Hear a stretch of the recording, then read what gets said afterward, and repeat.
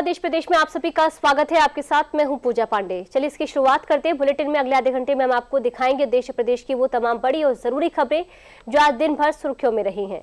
Bulletin की शुरुआत करते हैं बड़ी खबर के साथ। वित्त मंत्री निर्मला सीतारमण ने आज लोकसभा में केंद्रीय बजट 2026-27 पेश किया। इसी के साथ लगातार 9वीं बार बजट पेश करने वाली वह पहली महिला वित्त मंत्री बन गई हैं। बजट में क्या खास रहा है, आइए जान लेते हैं इस रिपोर्ट में। देश की अर्थव्यवस्था की नब्ज पर सरकार की नजर और आने वाले कल की तैयारी के ब्लूप्रिंट पर रविवार को सरकार ने बड़ा अपडेट दिया है। केंद्रीय वित्त मंत्री निर्मला सीतारमण ने आम बजट 2026 पेश किया। ये एनडीए सरकार के तीसरे कार्यकाल का दूसरा पूर्ण बजट है। यह भारतीय संसदीय इतिहास में पहली बार है जब बजट रविवार के दिन पेश किया गया है और इसके साथ ही इतिहास रचते हुए निर्मला सीतारमण लगातार 9वीं बार बजट पेश करने वाली देश की पहली महिला वित्त मंत्री बन गई हैं। ऐसे दौर में जब पूरी दुनिया वैश्विक आर्थिक चुनौतियों से गुजर रही है, सरकार ने इस बजट के जरिए स्थिरता, विकास और सुधार को प्राथमिकता दी है। इस मौके पर वित्त मंत्री निर्मला सीतारमण ने विकास के कर्तव्य पर भी ध्यान केंद्रित किया।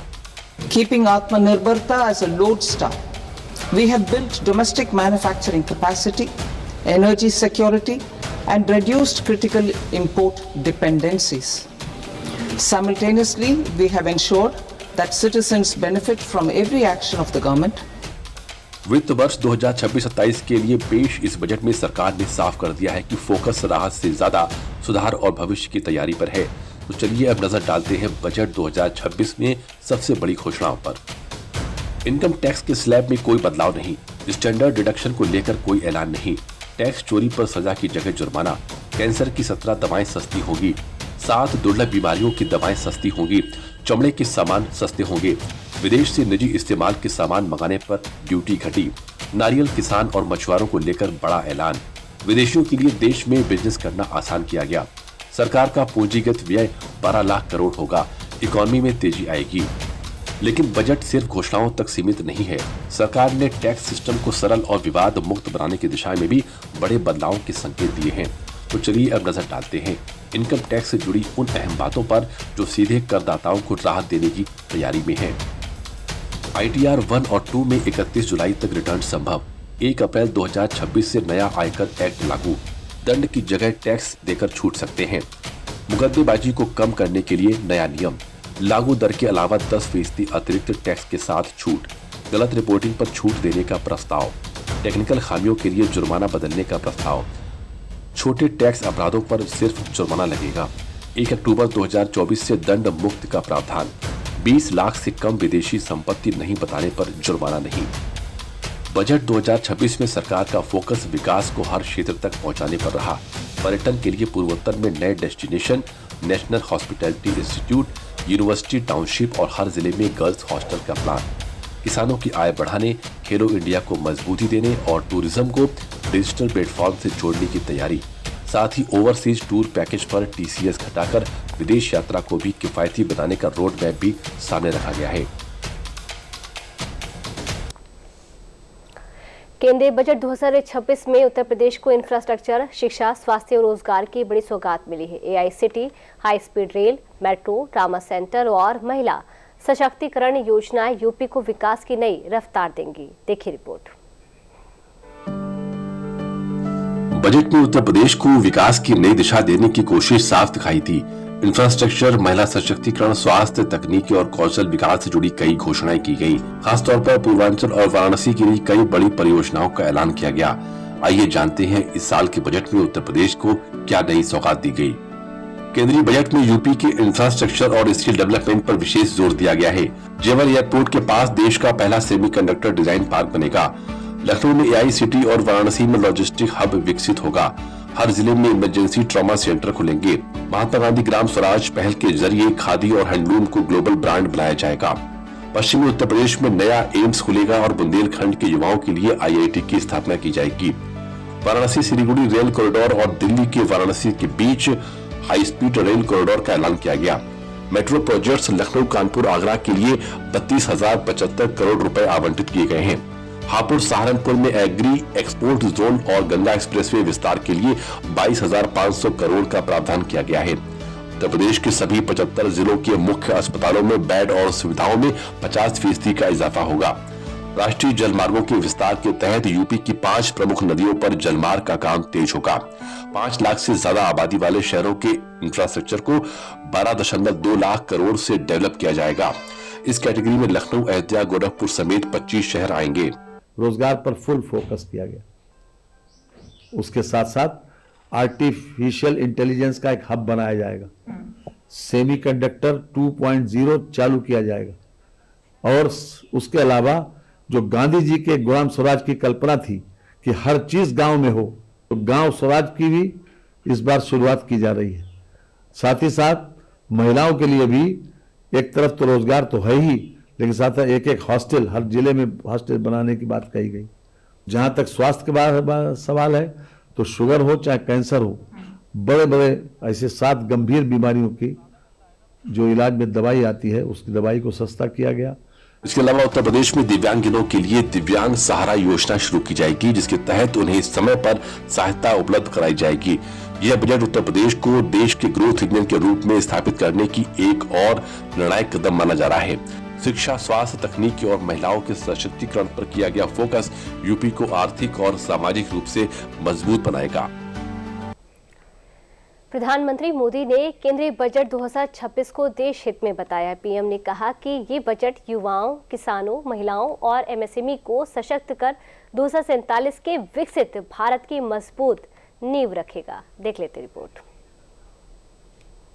वर्तमान के सपनों को साकार करता है और भारत के उज्जवल भविष्य की नींव को सशक्त करता है। ये बजट 2047 के विकसित भारत की हमारी ऊंची उड़ान का मजबूत आधार है। प्रधानमंत्री नरेंद्र मोदी की ये प्रतिक्रिया रविवार को केंद्रीय वित्त मंत्री निर्मला सीतारमण द्वारा बजट 2026 पेश किए जाने के बाद आई। पीएम मोदी ने इस बजट को 2047 के विकसित भारत की ऊंची उड़ान का मजबूत आधार बताया। उन्होंने नारी शक्ति, मेक इन इंडिया, आत्मनिर्भर भारत, सनराइज सेक्टर और वैश्विक भूमिका के नजरिए से इसे शानदार बताया है। प्रधानमंत्री ने कहा कि ये बजट भारत की वैश्विक भूमिका को नए सिरे से सशक्त करता है। उन्होंने कहा कि हम जल्द से जल्द दुनिया की तीसरी सबसे बड़ी अर्थव्यवस्था बनना चाहते हैं। ये बजट भारत की वैश्विक भूमिका को नए सिरे से सशक्त करता है। भारत के 140 करोड़ नागरिक फास्टेस्ट ग्रोइंग इकोनॉमी बनकर ही संतुष्ट नहीं है। हम जल्द से जल्द दुनिया की तीसरी सबसे बड़ी अर्थव्यवस्था बनना चाहते हैं। और अब जान लेते हैं बजट 2026 पर पीएम मोदी के संबोधन से जुड़ी बड़ी बातें। यह बजट वर्तमान के सपनों को साकार करता है। 2047 के विकसित भारत की ऊंची उड़ान का मजबूत आधार। बजट आकांक्षा से भरे साहसी युवाओं को खुला आसमान देता है। भारत की वैश्विक भूमिका को नए सिरे से सशक्त करता है ये बजट। हम जल्द से जल्द दुनिया की तीसरी सबसे बड़ी अर्थव्यवस्था बनना चाहते हैं। मदर ऑफ ऑल डील्स का फायदा सभी को मिले, बजट में इसके लिए कदम। बजट में नई उभरती इंडस्ट्री को मजबूती के साथ दिया गया समर्थन। बायो फार्मा शक्ति मिशन, रेयर अर्थ कॉरिडोर का निर्माण, चैंपियन एमएसएमई, यह देश के वर्तमान और भविष्य की जरूरतों का ध्यान रखने वाला बजट। बजट में इंफ्रा को मजबूत करने के लिए कई बड़े कदम उठाए गए। इस बजट में युवा शक्ति को और युवा की गति भी है। इस बजट से युवाओं के लिए नए अवसरों के द्वार खुलेंगे। डेटा सेंटर हब बनाने के लिए टैक्स में बड़ी छूट की घोषणा। अलग अलग राज्यों को ताकतवर बनाकर संतुलित विकास की नींव मजबूत की गई है। महिलाओं के सेल्फ हेल्प ग्रुप को मजबूत करने के लिए बजट में प्राथमिकता। इसके साथ ही प्रधानमंत्री ने कहा कि केंद्रीय बजट 140 करोड़ भारतीयों की आकांक्षाओं को दिखाता है। यह बजट महंगाई को कम करने में मदद करेगा और आम लोगों को राहत देगा। यह बजट देश के भविष्य को ध्यान में रखकर तैयार किया गया है। यूपी के सीएम योगी आदित्यनाथ ने बजट पर अपनी प्रतिक्रिया दी है। उन्होंने केंद्रीय बजट 2026-27 को विकसित भारत के निर्माण का एक प्रेरणादायी संकल्प पत्र बताया है। देखिए रिपोर्ट। 145 करोड़ भारतवासियों के आशा और आकांक्षाओं का प्रतीक यह बजट है, जिसमें नए भारत और विकसित भारत की संकल्पना का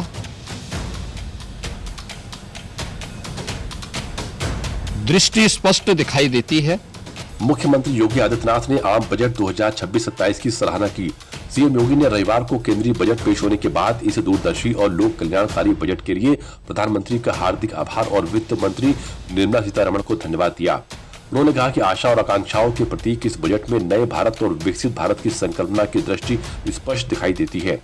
आयुष और स्वास्थ्य क्षेत्र पर जोर देना, महिलाओं के लिए हर जनपद में छात्रावास के निर्माण की व्यवस्था, नौजवानों के लिए हर क्षेत्र में अवसर के साथ साथ अलग अलग क्षेत्र में रिफॉर्म का बजट पेश किया गया है। भारत की अर्थव्यवस्था को तेजी से आगे बढ़ाने के लिए ये बजट मददगार साबित होगा। 7 रेल कॉरिडोर के निर्माण के लिए प्रावधान करना, आयुष सेक्टर को विकसित करने के लिए और हेल्थ सेक्टर को मजबूती करने के साथ साथ आम नागरिक के लिए और खासतौर पर उसमें भी महिलाओं पर केंद्रित करते हुए उस पर जोर देना, यह आम नागरिकों के जीवन को सहज और सरल बनाने में मदद करेगा। भारत की अर्थव्यवस्था को तेजी के साथ आगे बढ़ाने में यह बजट मददगार साबित होगा। युवाओं के लिए, महिलाओं के लिए, अन्नदाता किसानों के लिए, उद्यमियों के लिए, आम नागरिक के लिए भी ये नए अवसर को प्रदान करने वाला बजट है। मैं बजट के प्रावधानों का स्वागत करता हूं। मुख्यमंत्री ने आम बजट 2026-27 को विकसित भारत के संकल्प को साकार करने वाला दूरदर्शी, सर्वसमावेशी और विकासोन्मुखी बताया है। बजट का असर सीधे आम आदमी की जेब पर दिखता है। सरकार ने बजट 2026 में जरूरतों को राहत देने की कोशिश की है तो कुछ चीजों को महंगा भी किया है। बजट में क्या सस्ता हुआ है और क्या महंगा हुआ है, देख लेते हैं इस रिपोर्ट में। बजट का दिन जब संसद में आंकड़े रखे जाते हैं और देश की हर गली, हर घर में एक ही सवाल गूंजता है, हमारे लिए क्या बदला। बजट 2026 अब पेश हो चुका है। अब बात बड़े भाषणों की नहीं, बात उस असर की है जो सीधे आपकी जेब तक पहुंचेगा। सरकार ने घरेलू उद्योग, ग्रीन एनर्जी और मिडिल क्लास को राहत देने की कोशिश की है, लेकिन हर राहत के साथ कुछ चीजों पर बढ़ता खर्च भी जुड़ा है। तो आइए जानते हैं क्या सस्ता होगा और क्या महंगा होगा। Made in India smartphone, mobile के सामान, electric two wheeler, electric car, TV, fridge, washing machine, विदेश यात्रा, विदेशों में पढ़ाई, इलाज, हाउसिंग, होम लोन में राहत, जूते, कपड़े, mobile phone, EV battery, microwave oven, solar से जुड़ी चीजें, biogas, mixed CNG. Make in India को बढ़ावा, ग्रीन एनर्जी और ई मोबिलिटी पर सरकार का फोकस और हाउसिंग सेक्टर को राहत, यानी रोजमर्रा की जरूरतें हो या भविष्य की प्लानिंग, कई मोर्चों पर आम आदमी को राहत मिलती दिख रही है। सिगरेट, पान मसाला, तंबाकू उत्पाद, इंपोर्टेड लग्जरी गाड़ियां, हाई एंड घड़ियां, डिजाइनर कपड़े, premier footwear, imported luxury goods, transport लागत, सब्जी, फल।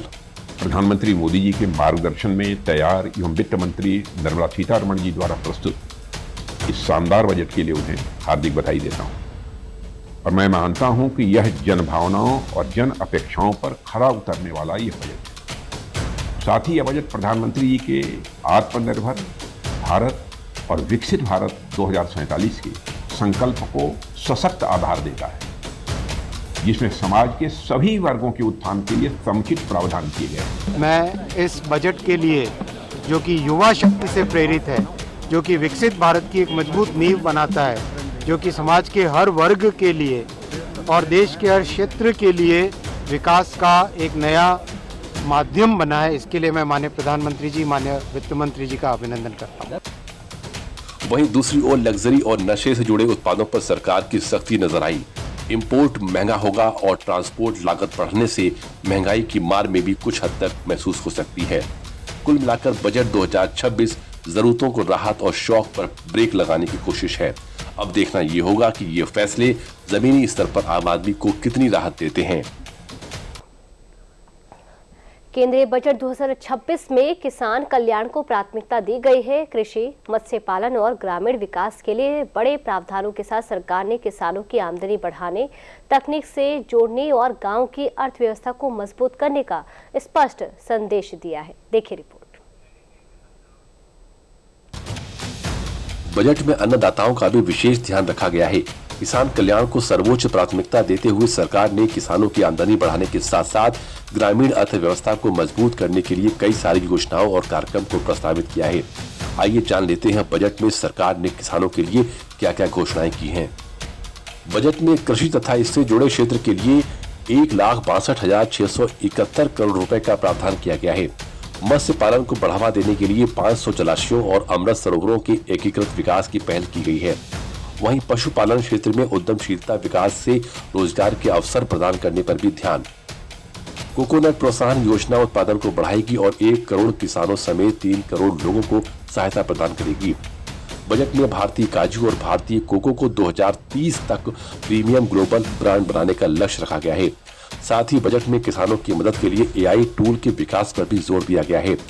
बहुभाषीय AI टूल किसानों की उत्पादकता को बढ़ाएगा और AI टूल की मदद से किसानों को दी जा सकेगी विशेष सलाह। वहीं ग्रामीण विकास के लिए 2,73,108 करोड़ का भी प्रावधान किया गया है। पशुपालन और पशुपालक और डेयरी पालन, मछली पालन और मुर्गा पालन के लिए जो उन्होंने सब्सिडी क्रेडिट लॉन्च किया है किसानों के लिए, ये भी बहुत लाभदायक है और इस बजट से किसान प्रसन्न है और मोदी जी को हम धन्यवाद देते हैं। युवा किसान भी खेती के लाइन में आगे बढ़ेंगे। इस बजट के द्वारा जो कई सारे नए मॉडर्न टेक्नोलॉजी के यूज़ करके AI ऐप से जो मॉडर्न फार्मिंग का इस्तेमाल कर पाएंगे युवा किसान, क्योंकि आज के टाइम में लोग नौकरियों पे ज़्यादा निर्मित हैं और आज के डेट में लोग खेती करने से काफ़ी डरते हैं। परंतु ये जो मॉडर्न वे ऑफ फार्मिंग रहेगा किसानों के लिए और हम जैसे युवा किसानों के लिए ये काफ़ी फायदेमंद साबित होगा। केंद्रीय बजट में किसानों को केंद्र में रखकर निर्णय लिए गए हैं, जो किसानों की आमदनी को बढ़ाने के साथ साथ ग्रामीण अर्थव्यवस्था को भी मजबूती देगा। चलिए अब वक्त तो चला एक छोटे से ब्रेक का।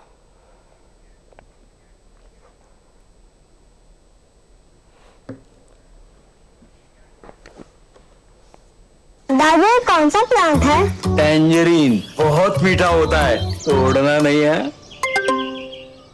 Free foreign trip, click on the link, अभी करता हूँ। दादी रुको, लिंक में क्लिक मत करना। क्यों? ये SMS स्कैम है, क्लिक करोगे तो आपके बैंक डिटेल्स होंगे चोरी। ओह, थैंक्स गप्पू, बचा लिया। ये ले तेरी समझदारी का फल। RBI कहता है स्मार्ट बनो, कूल रहो। ब्रेक के बाद एक बार फिर आप सभी का स्वागत है। केंद्रीय बजट 2026 में महिलाओं के सशक्तिकरण को केंद्र में रखा गया है। लखपति दीदी योजना के विस्तार से लेकर she marts, hostel, AI training और ड्रोन दीदी जैसी योजनाओं से महिलाओं को आत्मनिर्भर बनाने का प्रयास किया गया है। देखिए रिपोर्ट। रोजगार, उद्यमिता, आत्मनिर्भरता और सामाजिक सुरक्षा के इन 4 स्तंभों पर टिका ये बजट आने वाले वर्षों में महिलाओं की स्थिति को जमीनी स्तर पर बदल सकता है। वित्त मंत्री ने महिलाओं को ध्यान में रखते हुए बजट में कौन कौन सी प्रमुख घोषणाएं की हैं, आइए जानते हैं। बजट में हर जिले में लड़कियों के हॉस्टल बनाने का प्रस्ताव दिया गया है। VGF वायबिलिटी गैप फंडिंग और कैपिटल सपोर्ट के जरिए हर जिले में एक लड़कियों का हॉस्टल बनाया जाएगा। इसका मकसद छात्राओं के लिए समान रूप से शैक्षिक अवसर बढ़ाना और सुरक्षित रहने की जगह देना है। महिलाओं के आर्थिक सशक्तिकरण के लिए लखपति दीदी योजना के विस्तार की घोषणा की गई। इस पहल के तहत सेल्फ हेल्प एंटरप्रेन्योर मार्ट्स यानी शी मार्ट्स स्थापित किए जाएंगे। ये मार्ट क्लस्टर लेवल फेडरेशन के भीतर सामुदायिक स्वामित्व वाले खुदरा केंद्र के रूप में काम करेंगे। शी मार्ट से ग्रामीण और अर्ध शहरी क्षेत्रों की महिलाओं को एक स्थायी बाजार प्लेटफॉर्म मिलेगा। इससे न सिर्फ उनकी आय बढ़ेगी बल्कि स्थानीय स्तर पर महिला नेतृत्व वाले व्यापार मॉडल भी मजबूत होंगे। ऋण आधारित आजीविका से आगे बढ़कर उद्यम स्वामित्व तक पहुंचने के लिए महिलाओं को अभिनव वित्तीय साधन उपलब्ध कराए जाएंगे। पहली बार बजट में महिलाओं के लिए एआई, डिजिटल स्किल्स और ग्रीन जॉब्स पर विशेष प्रशिक्षण प्रावधान दिखाया गया है। टेक सेक्टर में इससे जेंडर गैप कम होगा और फ्रीलांस और रिमोट वर्क के नए अवसर भी बढ़ेंगे। इससे महिलाएं सिर्फ नौकरी नहीं, इनोवेशन का हिस्सा बनेगी। कृषि प्रधान ढांचे को देखते हुए नमो ड्रोन दीदी योजना का विस्तार किया गया है। महिलाओं को ड्रोन पायलट के रूप में प्रशिक्षित किया जा रहा है ताकि वे आधुनिक खेती में सेवा प्रदाता बन सकें। इस योजना से एसएचजी महिलाओं को सालाना कम से कम 1 लाख की अतिरिक्त आय होने की उम्मीद है।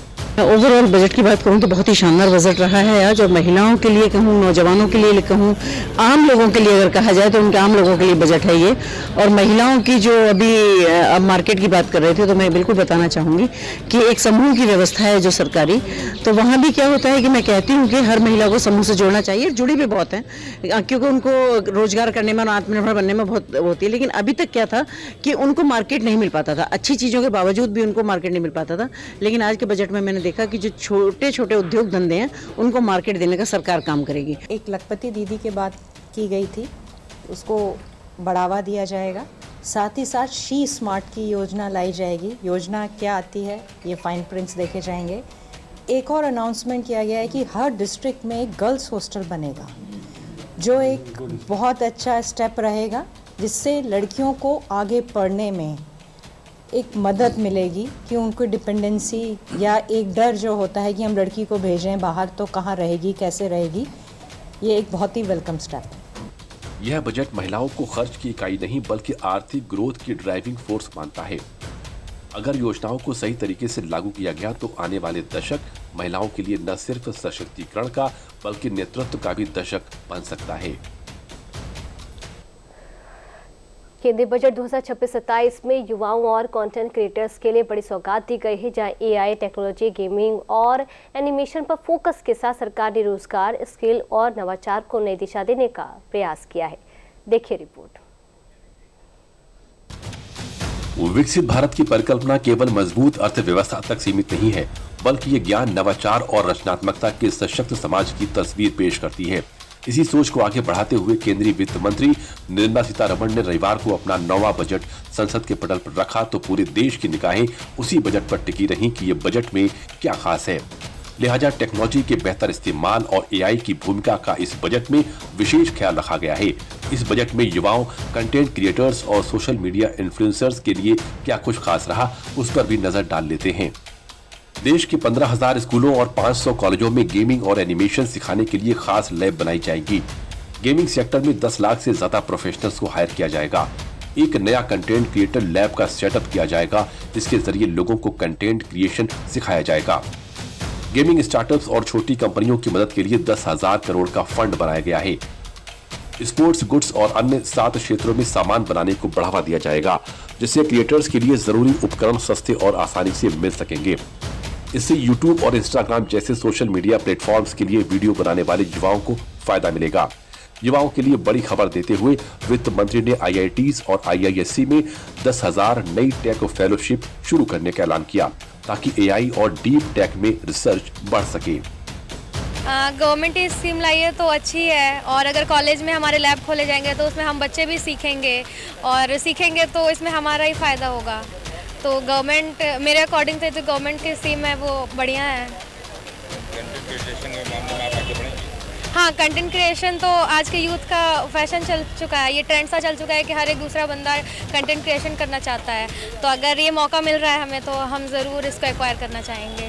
देखिए होता है क्या, सोशल मीडिया पे बहुत सारे लोग एक्टिविटी हैंगे जो अच्छी वीडियो बनाते हैं, वीडियो वगैरह जो अच्छा कंटेंट बनाते हैंगे, उनको सपोर्ट भी मिलता है, वो काफ़ी वायरल भी होते हैं और उनको हर चीज़ की कामयाबी मिलती है सोशल मीडिया पर। सरकार की स्कीम ये कैसी है? सरकार की स्कीम बहुत अच्छी है कि सरकार ने हमारे जो योगी जी हमारे हैं, मोदी जी, इन्होंने बहुत सपोर्ट करा हमारे क्रिएटर लोगों को। जितने भी क्रिएटर हमारे यूट्यूब इन्फ्लुएंसर हैं उनको भी काफ़ी सपोर्ट करा उन्होंने। बजट में जिस तरह कंटेंट क्रिएटर्स और सोशल मीडिया इन्फ्लुएंसर्स पर ध्यान दिया गया है, उससे युवाओं में उत्साह देखा जा रहा है। वो खुलकर सरकार के इस कदम की सराहना कर रहे हैं। सरकार का यह कदम भविष्य की पीढ़ी को तैयार करने की दिशा में दूरदर्शी पहल है। साथ ही स्कूलों में कंटेंट निर्माण के लिए विशेष लैब स्थापित करने की योजना न केवल प्रतिभाओं को मंच देगी, बल्कि विकसित भारत की मजबूत आधारशिला भी रखेगी। चलिए अब वक्त तो चला एक और छोटे से ब्रेक का।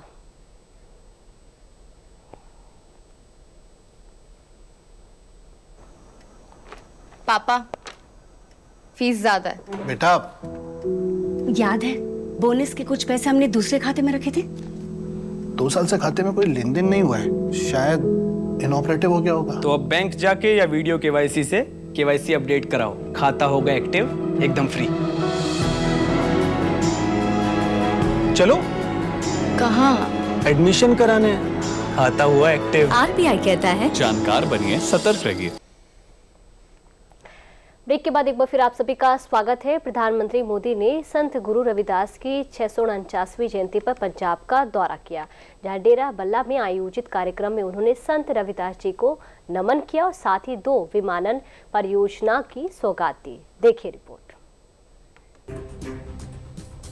प्रधानमंत्री नरेंद्र मोदी ने रविवार को संत गुरु रविदास जी की 649वीं जयंती के अवसर पर पंजाब का दौरा किया। इस दौरान भी जालंधर में संत रविदास की 649वीं जयंती समारोह में शामिल हुए और श्री गुरु रविदास महाराज जी हवाई अड्डे का उद्घाटन किया। इससे पहले इसे आदमपुर हवाई अड्डा कहा जाता था, लेकिन अब आदमपुर एयरपोर्ट को गुरु रविदास जी महाराज जी एयरपोर्ट के नाम से जाना जाएगा। इसके अलावा पीएम मोदी ने लुधियाना में हलवारा हवाई अड्डे के नए टर्मिनल भवन का वर्चुअल उद्घाटन भी किया। संत रविदास जी के नाम पर आदमपुर एयरपोर्ट का नया नामकरण हुआ है।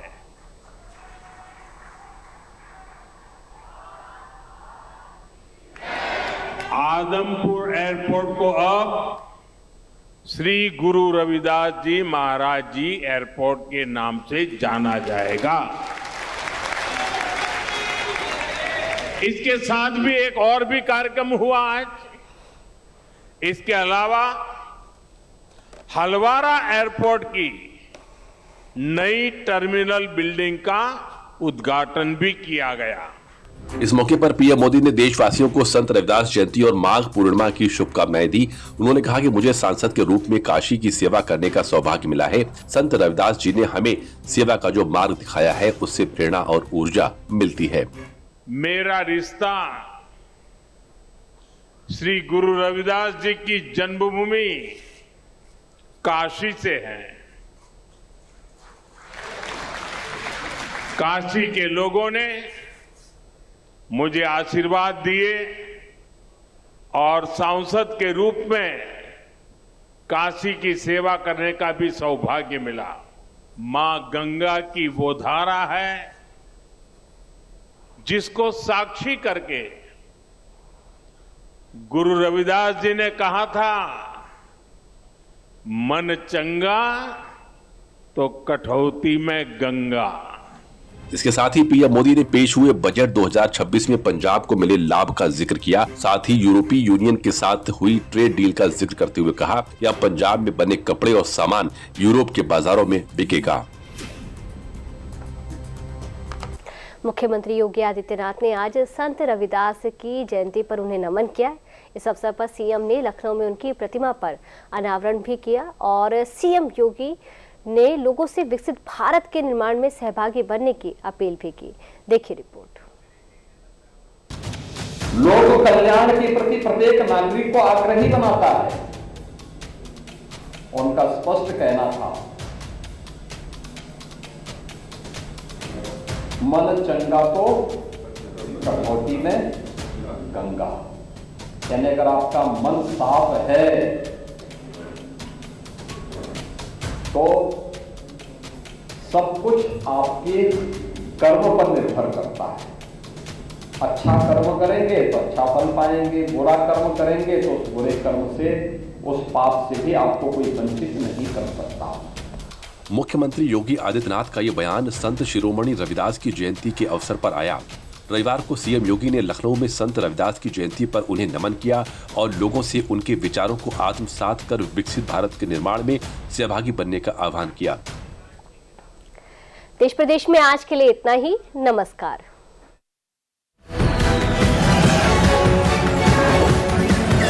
Thank you.